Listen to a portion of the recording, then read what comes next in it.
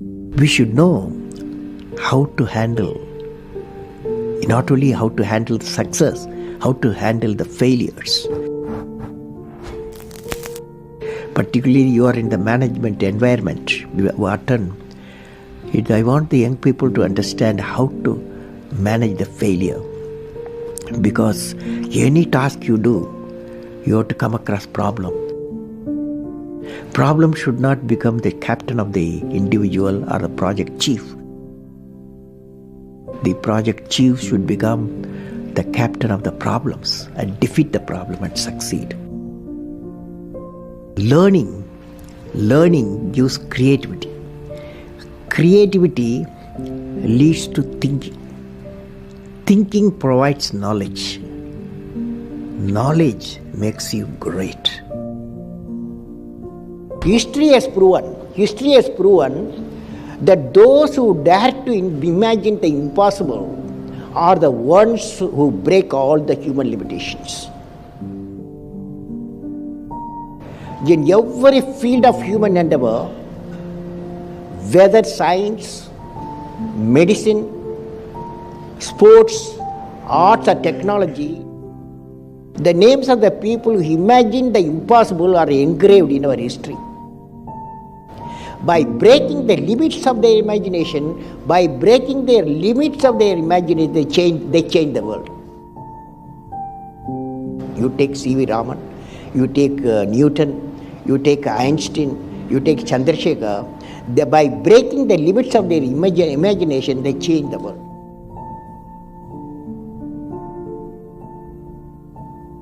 If you want to be discoverers, if you want to be innovators, I am going to give you what type of characteristic you must have.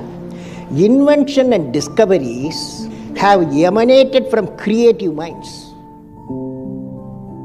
that have been constantly working and imagining the outcome. The telephone, he was imagining the outcome in the mind.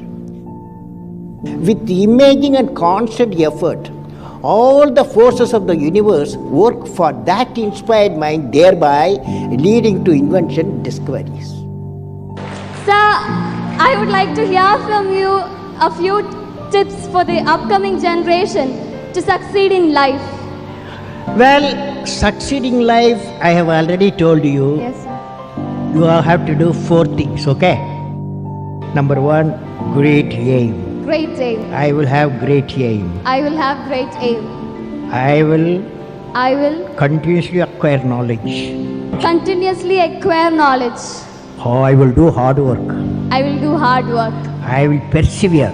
I will persevere. And succeed. And succeed. Okay, that's the mantra. Thank you, sir. Thank you so much. You have many accomplishments. You've written books. You've served as president. You're an aerospace engineer. You've been a professor. But you say the title you like best is the title of teacher. Why is that? You know, I had a teacher when I was a young boy, 10 years boy, wartime, the Second World War going on. At that time, I used to see in my class, 5th class teacher, science teacher, he entered the classroom and we used to see the radiation of knowledge from him. When he enters the classroom, my teacher, I see a radiation of purity of life. And the way he taught, my dream got shaped. What should be my way of life? He is the person, the teacher gave me the vision of my life when I was a young fellow.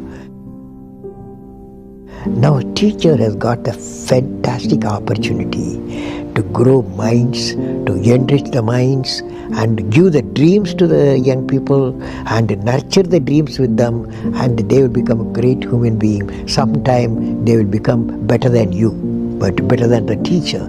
So that opportunity you have. I will have great aim. I will continuously acquire knowledge. Oh, I will do hard work. I will persevere and succeed. Great lesson which no university taught me, no book taught me, but that one person, that institution taught me such a big lesson. How to manage success, most importantly the failure. How to live a good life, how to live a beautiful life without thinking which country you belong, without thinking which religion you belong, without thinking which language you belong, without thinking which caste you belong. To represent the indomitable spirit of a man.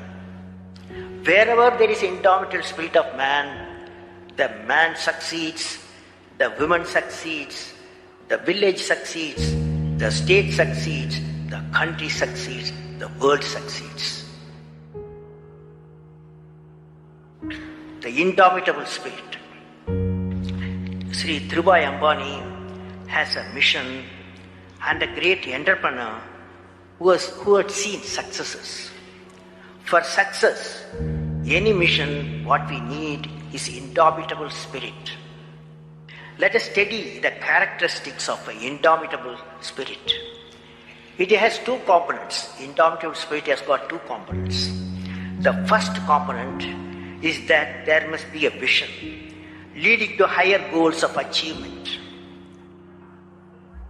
I would like to recall a couplet, the Tirukkural, by the poet Saint Thiruvalluvar, written in 2000 years ago. It means that whatever may be the depth of the river or lake or pond, whatever they may be the conditions of the water, the lily flower always comes out of and blossoms. Similarly, if there is a definite determination to achieve a goal, even if it is impossible to achieve, the man succeeds. This is one of the component of the indomitable spirit. The second one, that many of us have gone through large programs and projects. We would have experienced the success is not in sight and there are many hurdles. Hurdles created by man, hurdle created by the nature of the program, hurdle created by the technology. All this is possible in a major program like what wealth generation. It means that successful leaders can never be defeated by problems. They become the master of the situation and they defeat the problems. Now friends, the indomitable spirit is defined by these two conditions. I consider these two Tirukkurals characteristics characterize the indomitable spirit of Dhirubhai Ambani. Whenever he encountered problems, he gave the problems to the problems. He inhibited the indomitable spirit in successfully implementing the complex missions. Growth is life. I have repeated a number of times, I don't mind repeating that one incident. That incident for me is a university education. I have not read anywhere. I have so far, I have gone round the orbit 71 times around the sun. I have not gone through any education, such a beautiful education I got in 1979, 1980 period. I thought of sharing with you on this occasion. It is like this, 1979, August 17th, we were ready for launch of a satellite launch vehicle with 44 subsystems and thousands of components. It was built in Vikram Sarabhai Space Center, and at that time, Professor Satish Dhawan was the chairman, Atomic Energy Space Commission, and he is also Space Center. And he gave me the task in 1973 to build a satellite launch vehicle, to put the satellite in the orbit. 1973, he gave me this task. In 79, we were ready, thousands of engineers, 10,000 of workers and staff, they all worked together. Then we moved the satellite launch vehicle from Vikram Sarabhai Space Center to the now Satish Dhawan Space Center at Sriharikota. So the launch vehicle was in the launch pad, and that day, 17th August 1979, and I am the mission director, project director, and we are all in the control center, and computer takes over. Up T-8 minutes, computer will take over, because it's very difficult for me as a mission director to check hundreds of parameters. So it has to be checked. Computer, we hand over the whole launch of the rocket system to the computer. So when T-8 minutes came, I handed over to the computer for the launch on 17th August 1979. And thousands of people are waiting for the launch mission centers, and they are working throughout the country and some downrange stations. Exactly at T-8 minutes, computer took over. And then at T-4 minutes, computer put a hold. It says don't launch. So we are all, because at that time, the whole rocket system is alive, and every explosive system, propellant system, electronic system, all are on ready to launch. Computer says don't launch. At T-4 minutes, then immediately a computer printout comes out. There's some problem in the second stage control system. There's a leakage, so you don't launch. Behind me, there are a number of experts, 6-7 experts, my expert 10 years, 20 years experience people. I turn to them, and they are their computers to find out what happened, and they tell me within a minute. They say there's a problem in the second stage control system and we cannot launch. Computer says, but we believe as experts, the igniter, that is oxidizer, is sufficiently more there. Even though there's a leakage in the system, you can launch. They ask me to launch. That is, I can say to the computer to shut off the computer. I can manually launch the rocket system. I discussed with my experts, I believed in them, I agreed with them, I am responsible for it. I immediately put the rocket in the manual mode. So rocket took off, 100 seconds, beautiful launch, and the rocket first stage did its job. It's a 4-stage rocket system. Then the second stage took off. Within a minute, within a second, it got it to spin. That means it should be steady. It's a controlled rocket system by a guidance system. But it was going to spin. I knew I lost the rocket system. Within few seconds, instead of putting the satellite in the orbit, the whole system went to Bay of Bengal.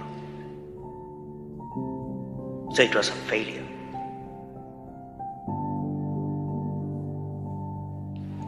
And then how do you handle a failure? It's very important for entrepreneurs. Life is not so simple. We have to handle the failures with stout heart. My chairman, that is the Professor Satish Dhawan, exactly at 6:30, I was very tired of continuously working. He come to my room, you join me for a press conference. On that day, in the morning, there's a press conference. Hundreds of press reporters, media people have assembled.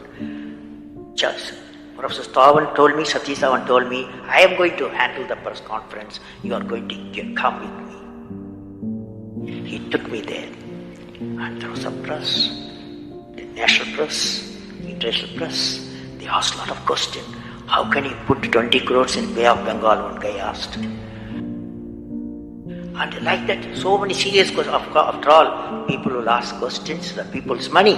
So like that, number of questions were there. And Professor Satish Dhawan said, yes, it's a failure. First time we have launched, we have gained a lot of system, and definitely we will succeed. I will give all the support to my technologies. I will give all the supports to my scientists. We will succeed in a year's time, he said. Friends, did you observe what happened there? I am the mission director. I am the project director. I have failed the missions. With me, 5,000 people have worked. But chairman Indian Space Research Organization, he took the responsibility of the failure. He completely switched my failure to his failure. This is the leadership quality.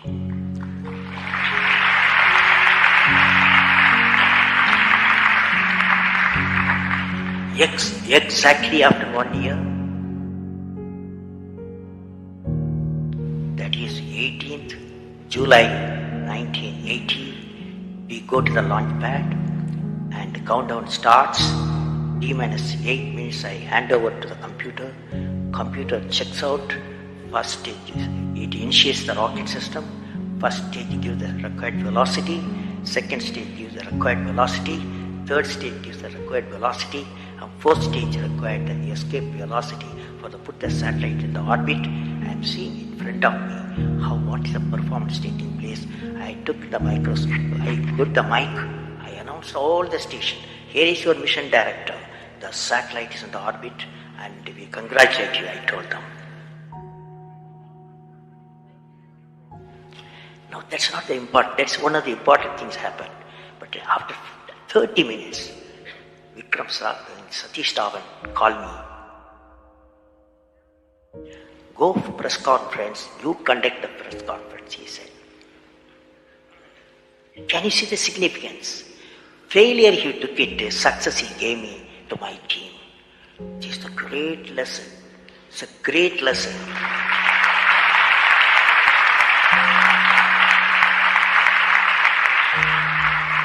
This is a great lesson which no university taught me, no book taught me, but that one person, that institution taught me such a big lesson.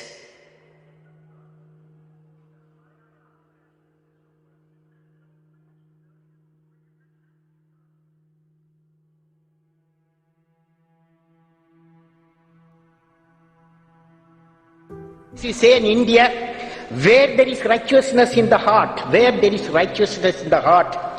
is beauty in the character. When there is beauty in the character, there is harmony in the home. When there is harmony in the home, there is an order in the nation. When there is order in the nation, there is peace in the world. Every action of the leader should be transparent. You know what I mean? That is, a leader should work with integrity and succeed with integrity. Leader should work with integrity and succeed with integrity. So if we use and make somebody's life happy, that is, you are giving and his or her life is happy, that's a best thing a human being can think of. Then you will get a conflict-free world. And I believe President, since you asked the question, has to be continuously in touch with the people.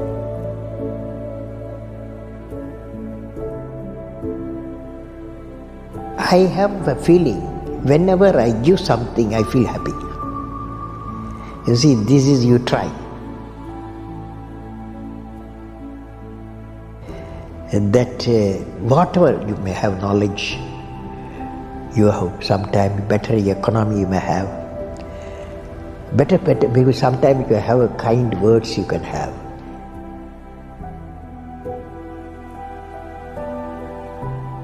Sir, how did you become so great? How did I become so great? That's the question. Well, I don't know how became. I don't know. In the relative terms. So I personally believe you must have a dream. Say, I must have a dream. I must have a dream. I must continuously acquire knowledge. I must continuously acquire knowledge. Hard work. And perseverance. perseverance. Not afraid of problems. Not afraid of problems. Then you will be successful. Okay?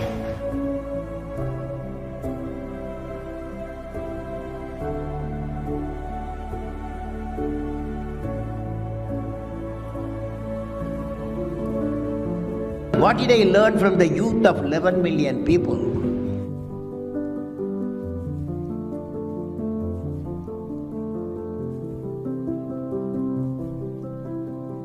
I learned every youth wants to be unique. Every youth wants to be unique.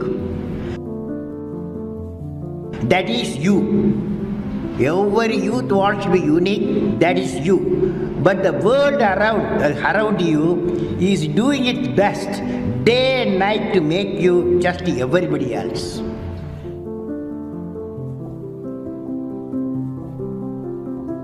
Question is whether you want to be you or everybody else. You want to be you, not everybody else. Now, if the question being like everybody else is convenient at the first glance, but not satisfying in the long vision. The challenge, therefore, my young friends, is that you have to fight the hardest battle. You have to fight the hardest battle which any human being can ever imagine to fight, and never stop fighting until you arrive at your destined place. That is the unique you.